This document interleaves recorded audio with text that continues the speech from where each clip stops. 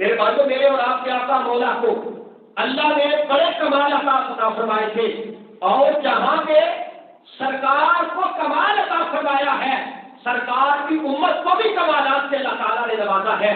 یہ ایسی عظیم امت ہے جس نبی نے بھی اس امت کے بارے میں پڑھا، اللہ کی بارگاہ میں التجا کیا، اللہ ہمیں منصب نبوت کی ضرورت نہیں، بس اس آمنہ کے لال کی غلامی عطا فرما دے۔ حضرت موسیٰ علیہ السلام نے جب اس امت کے فضائل پڑھے تو اللہ کی بارگاہ میں عرض کیا، یا اللہ ہمیں یہ آخری امت عطا فرما۔ اللہ تعالیٰ نے فرمایا، اے میرے نبی موسیٰ، یہ امت میں نے اپنے حبیب کے لیے بچا کر رکھی ہے۔ حضرت موسیٰ علیہ السلام نے تورات میں پڑھا کہ جو نبی آخر الزماں ہوگا اور جو اس کی امت ہوگی، اس امت کے 6-7 سال کے بچے، ان کو ان کی کتاب جو ہے وہ زبانی یاد ہوگی۔ یعنی اگر اس کائنات میں دیکھا جائے تو اس وقت نہ تو کوئی کتاب اپنی حالت میں موجود ہے اور نہ ہی اس کتاب کا کوئی حافظ موجود ہے۔ یہ قرآن کریم کا اعجاز ہے اور سرکار کی امت کا یہ خاص تحفہ ہے کہ سرکار کی امت کا 6 سال کا بچہ اپنے سینے میں قرآن لے کے گھوم رہا ہے۔ یہ اللہ نے سرکار کو معجزہ عطا فرمایا ہے۔ میرے بھائیوں، عرض کیا، یا اللہ یہ آخری امت مجھے عطا فرما دے۔ فرمایا یہ میرے حبیب کی امت ہے۔ عرض کیا، اللہ تیرا حبیب کون ہے؟ فرمایا موسیٰ، میں نے تجھے کوہ طور میں بلایا، تجھے اپنے نور کی تجلی عطا فرمائی اور میں نے تجھے اپنا کلیم بنایا۔ فرمایا یہ امت اس نبی کی ہے جس کو میں اپنا جلوہ بھی دکھاؤں گا اور یہ امت بھی عطا فرماؤں گا۔ میں اپنا جلوہ بھی دکھاؤں گا اور یہ امت بھی عطا فرماؤں گا۔ تو میرے بھائیوں، ایک دن جس طرح کے مشہور تاریخی کتابوں میں ہلاکو خان نے جب مسلمانوں کے ممالک سے قبضہ کیا، قتل و غارت کی، تو اس نے کہا کہ جتنی بھی کتابیں ہیں بغداد کے اندر، یہ ساری کی ساری اٹھا کر اسے دریائے دجلہ میں بہا دیا جائے۔ اور بالخصوص کو کہنے لگا کہ قرآن کریم کو، کیونکہ معاذ اللہ نعوذ باللہ من ذالک یہی سب سے بڑا فتنہ ہے، یہ ساری کی سارے قرآن کو اٹھا کر دریائے دجلہ میں بہا دیا جائے۔ ساری کی ساری کتابیں اٹھا کر دریائے دجلہ میں بہا دی گئی، مسلمانوں کا خون کیا گیا۔ ایک 6 سال کا بچہ دریائے دجلہ کے کنارے کھڑا ہو کر ہنس رہا تھا۔ حالانکہ پوچھنے لگا کہ بچے تو ہنس کیوں رہا ہے؟ اس نے کہا ایسے ہی ہنس رہا ہوں۔ اس نے کہا کون ہے تو؟ کہنے لگا کہ میں مسلمان ہوں۔ جب کہا کہ میں مسلمان ہوں، ہلاکو خان نے کہا کہ تو ہنس کیوں رہا ہے؟ ہم نے تیری ساری کتابیں تمہاری دریا خرد کر دی ہے۔ اس نے کہا تو عجیب انسان ہے، تو کتابوں کی بات کرتا ہے، یہ تو کتاب کی صورت ہے، اگر تو ساری کتابیں بھی دریائے دجلہ میں بہا دے، اللہ تعالیٰ نے 6 سال کے بیٹے کے سینے میں قرآن کریم کو محفوظ فرما دیا ہے۔ یعنی تو کتابیں تو بہا سکتا ہے لیکن 6 سال کے بچے کے سینے سے کیسے قرآن نکال سکتا ہے؟ اللہ تعالیٰ نے اس کی حفاظت کا ذمہ خود لیا ہوا ہے۔ فرمایا کہ اس کی ایک زیر زبر بھی تبدیل نہیں ہو سکتی۔ میرے بھائیوں، میدان معاشر کے اندر حضرت انس بن مالک رضی اللہ تعالیٰ عنہ فرماتے ہیں کہ سرکار نے فرمایا کہ قیامت کے دن حضرت آدم علیہ السلام سے لے کر میرے تک تمام انبیاء کی جو امتیں ہیں وہ میدان معاشر میں جمع ہوگی اور 120 صفحے بھرے گی تمام انبیاء کے ماننے والوں کی۔ صحابہ نے عرض کیا حضور، اس 120 صفوں کے اندر باقی انبیاء کی صفحے کتنی ہوگی اور آپ کی صفحے کتنی ہوگی؟ آپ نے فرمایا میرے صحابہ، میدان معاشر کے اندر میں اپنے دائیں سے بھی، اپنے بائیں سے بھی اور اپنے پیچھے اور آگے سے اپنی امت کو پہچانوں گا۔ شہادت کے حضور کس طرح پہچانیں گے؟ وہاں تو خرچوں کی تعداد میں لوگ ہوں گے۔ تو آپ نے فرمایا اے میرے صحابہ، میری امت کے لوگ دن میں 5 مرتبہ وضو کرتے ہیں، ان کے ادائے وضو آسمان کے چاند کی طرح چمکدار ہوں گے۔ میں خرچوں لوگوں کے اندر سے بھی اپنی امت کے لوگوں کو پہچان لوں گا۔ میرا لڑکا پہچان لے، پوچھا کتنی صفحے ہوگی؟ آپ نے فرمایا 40 صفحے حضرت آدم علیہ السلام سے لے کر حضرت عیسیٰ علیہ السلام کے ماننے والوں کی ہوگی، اور فرمایا کہ باقی 80 صفحے مجھ محمد رسول اللہ کے ماننے والوں کی ہوگی، اور فرمایا باقی انبیاء پہلے گزر گئے، ان کی امتیں بھی پہلے گزر گئی، فرمایا قیامت کے دن سب سے پہلے اپنے رب کو سجدہ میں محمد رسول اللہ کروں گا، اور فرمایا قیامت کے دن اللہ تعالیٰ جسے سب سے پہلے فرمائے گا ارفع کا یا محمد، سب سے پہلے مجھے اللہ تعالیٰ حکم ارشاد فرمائے گا کہ پیارے محبوب اپنا سر انور کو اٹھائیے، فرمایا میں سارا اٹھاؤں گا، مجھے اس سے شفاعت عطا ہوگا، اور میں اپنی امت کے آخری شخص تک اسے جنت عطا فرماؤں گا۔ میرے بھائیوں، میرے اور آپ کیا ہوگا تشریف فرما کے حضرت انس سے عرض کیا یا رسول اللہ صلی اللہ علیہ وسلم، حضور قیامت کے دن آپ میری شفاعت فرمائیں گے؟ آپ نے فرمایا انس ضرور فرماؤں گا۔ عرض کیا حضور اگر آپ سے ملنا ہو تو آپ سے ملاقات کہاں ہوگی؟ آپ نے فرمایا انس قیامت کے دن اگر مجھے ملنا ہو تو سب سے پہلے میں پل صراط پہ کھڑا ہوں گا۔ حضور وہاں کیا کریں گے؟ آپ نے فرمایا پل صراط سے ہر کسی کو گزرنا ہے، اگر کوئی میرا امتی لڑ کھڑائے گا تو میں ہاتھ پکڑ کر اسے پل صراط پار کروا دوں گا۔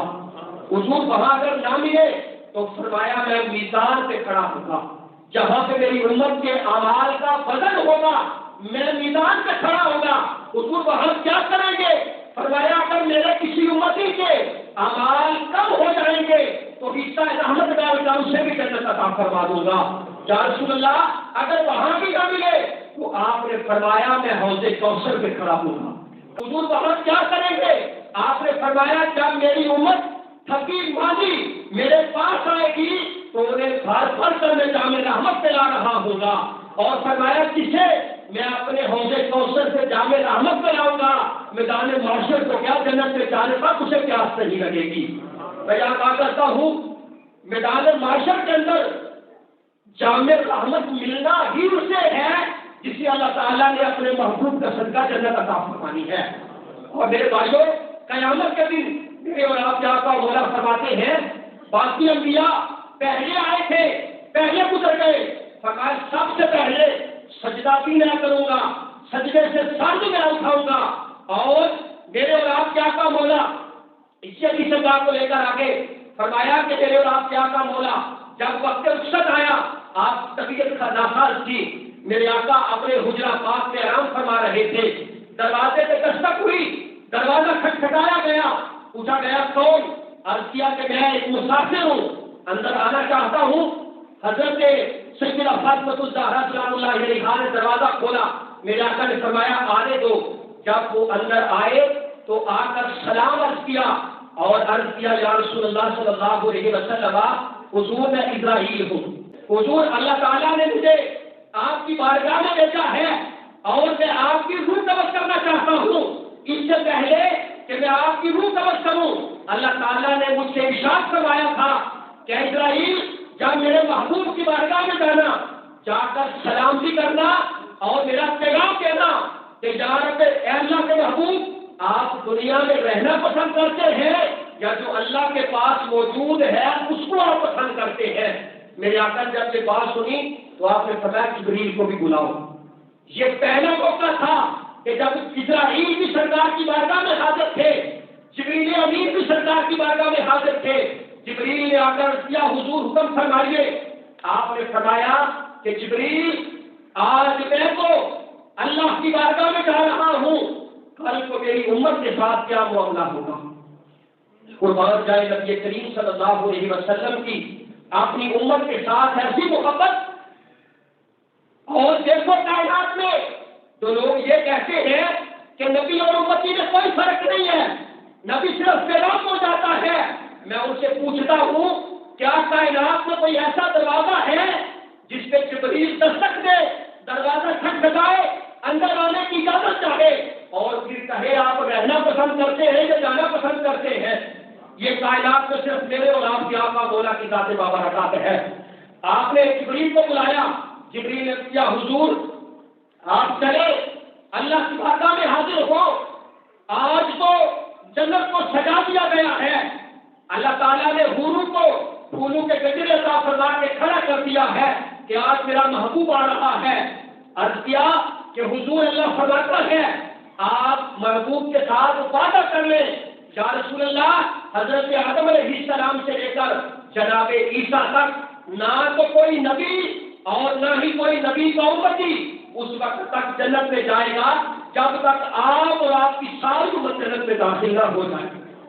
اگر سب سے پہلے نبی پاک صلی اللہ علیہ وسلم اور آپ کی امت جنت میں داخل ہوگی، پھر اللہ تعالیٰ باقی امتوں کو جنت میں داخلہ عطا فرمائے گا۔ تو میرے بھائیوں، اللہ تعالیٰ نے سرکار کو تو بڑا مقام عطا فرمایا، لیکن جو سرکار کی امت کو مرتبہ اور مقام عطا فرمایا ہے، ہم امتی بھی اس سے بے خبر ہیں۔ کائنات میں جتنی بھی امتیں ہیں، کسی کو اللہ نے بہترین امت نہیں کہا۔ اگر بہترین امت کہا ہے تو وہ میرے اور آپ کے آقا مولا کی امت کو، یعنی ہمیں بہترین امت کہا ہے۔ اور ہمیں اپنے منصب کی، اپنی عزت کی، اپنے معاملات کی پرواہ نہیں ہے۔ میرے بھائیوں، اگر ہم تاریخ کو کھا کر دیکھیں تو باقی جتنے بھی اللہ کے نبی ہیں، اس قدر سختی تھی کہ اگر کسی کے کپڑے ناپاک ہو جاتے تو ان کو کاٹ کر اتارنا پڑتا۔ اگر کوئی برائی کرتا تو صبح اس کے دروازے پر لکھا جاتا کہ اس بندے نے یہ رات کو جرم کیا ہے، اس کا پرچہ اس طرح ہو جائے۔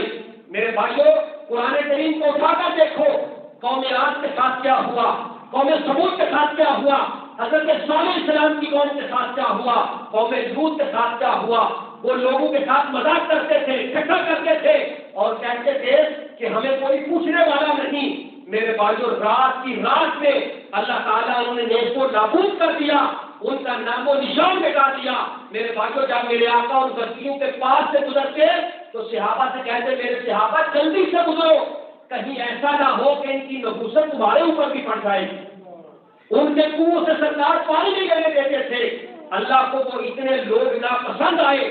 میرے بھائیوں، بحیثیت مسلمان اور سرکار کے امتی، اگر ہم اپنے اوپر غور کریں تو کیا کون سا ایسا گناہ ہے جو پچھلے لوگوں میں تھا اور ہم میں نہیں ہے؟ یہ تو صرف حضور کی برکت ہے کہ ہم بچ رہے ہیں، ورنہ ہمارے اعمال تو ایسے ہیں کہ اگر انہیں سر کے بل پلٹ دیا جاتا تھا، اور اگر ہم بچ رہے ہیں تو سرکار کی وجہ سے بچ رہے ہیں۔ اس وقت کے کفار نے نہیں کہا تھا لولا یعذب اللہ، اللہ ہمیں کیوں عذاب نہیں دیتا، ہمارے اوپر پتھر برسائے، ابے سینہ عذاب نہیں، یا ہمیں دردناک عذاب دے۔ تو اللہ نے فرمایا تھا وما كان الله ليعذبهم وانت فيهم، فرمایا محبوب تمہارے رب کی یہ شان ہی نہیں ہے کہ جن کے اندر آپ ہو اور اللہ تعالیٰ انہیں عذاب عطا فرمائے۔ اللہ تعالیٰ نے اپنے محبوب سے وعدہ لیا تھا کہ اے میرے محبوب، ہم آپ کی امت کو اجتماعی عذاب نہیں دیں گے۔ یہ سرکار کی وجہ ہے کہ آج ہم بچ رہے ہیں۔ میرے بھائیوں، سرکار کی امت کی بڑی شان ہے، میرے آقا کی شان کراؤں بڑا ہے، لیکن میں اور آپ بحیثیت مسلمان آج کے دن غور و فکر کریں کہ ہم کہاں کھڑے ہیں۔ میرے آقا جب دنیا میں تشریف لائے تو آپ نے اپنی امت کو یاد رکھا، جب شریعت سے اڑا گئے اپنی امت کو یاد رکھا، جب اس دنیا سے رخصتی کا وقت آیا تو پھر بھی میرے آقا نے اپنی امت کو یاد رکھا۔ میں اور آپ کہاں کھڑے ہیں؟ کیا ہم نے کبھی اپنے آقا کو یاد رکھا؟ یہ ماہ مکرم آیا، میرے بھائیوں جو دل میں ہو تو بات کرنی چاہیے۔ یہ ماہ مکرم بڑی شان والا ہے۔ بنی اسرائیل کے اندر اللہ تعالیٰ نے ایک کام سے انہیں منع کیا تھا کہ ہفتے کے دن شکار نہیں کرنا۔ انہوں نے ہفتے کے دن شکار نہیں کیا تھا، بس جال لگایا تھا، مچھلیاں اتوار والی دن نکالی تھی، تو اللہ نے انہیں کیا کیا؟ بندر اور خنزیر بنا دیا۔ آج ہم اللہ کے اتنے حکم توڑتے ہیں، اتنے عوام النواہی کو چھوڑتے ہیں اور پھر بھی دردراتے پھر رہے ہیں۔ میرے بھائیوں، ہم اکثر اپنے حکمرانوں پہ تنقید کرتے ہیں، لیکن اگر حقیقت کو دیکھا جائے مجھ سمیت میں اور آپ کہاں کھڑے ہیں؟ یہ لوگ ہمارے منتخب کردہ نمائندے ہیں، اور اگر ہم منتخب نہیں بھی کرتے تو میرے بھائیوں اللہ تعالیٰ فرماتا ہے جب اللہ کسی قوم سے ناراض ہوتا ہے تو پھر اللہ ان کے اوپر نااہل حکمرانوں کو مسلط کر دیتا ہے۔ اور اللہ تعالیٰ نے قرآن کریم میں فرمایا تھا کہ قیامت کے دن میرے آقا جہاں شفاعت کریں گے وہاں اللہ کی بارگاہ میں استغاثہ بھی کریں گے کہ اللہ میری قوم نے قرآن کو پس پشت ڈال دیا تھا، اگر ہم نے قرآن کو پس پشت ڈال دیا ہے تو آج ہر بندہ معیشت کا رونا روتا ہے۔ اگر ہم آج ہی معیشت کو ٹھیک کرنا چاہتے ہیں، معاشرت کو ٹھیک کرنا چاہتے ہیں، تو اگر ایک ہاتھ میں قرآن ہو دوسرے ہاتھ میں دامن مصطفیٰ ہو تو پھر کائنات کی کوئی رکاوٹ بھی مسلمانوں کو روک ہی نہیں سکتی۔ ہم مسلمان کو نام کے ہیں، ہم نے قرآن کو پسے پشت ڈال دیا، سرکار کی تعلیمات کو سرے پشت ڈال دیا، اور ہم چاہتے ہیں کہ اسلامی قانون کا نفاذ نہیں ہوتا۔ میرے بھائیوں، آج کے اس عظیم دن کا صدقہ اللہ کی بارگاہ میں دعا کو ہے کہ اللہ تعالیٰ امت مسلمہ کی خیر فرمائے اور بالخصوص فلسطین کے مسلمانوں کی مولا مدد فرمائے، ملک پاکستان کی خیر فرمائے، ملک پاکستان کی سرحدوں کی مولا حفاظت فرمائے، آمین وما علیہ الا البلاغ المبین۔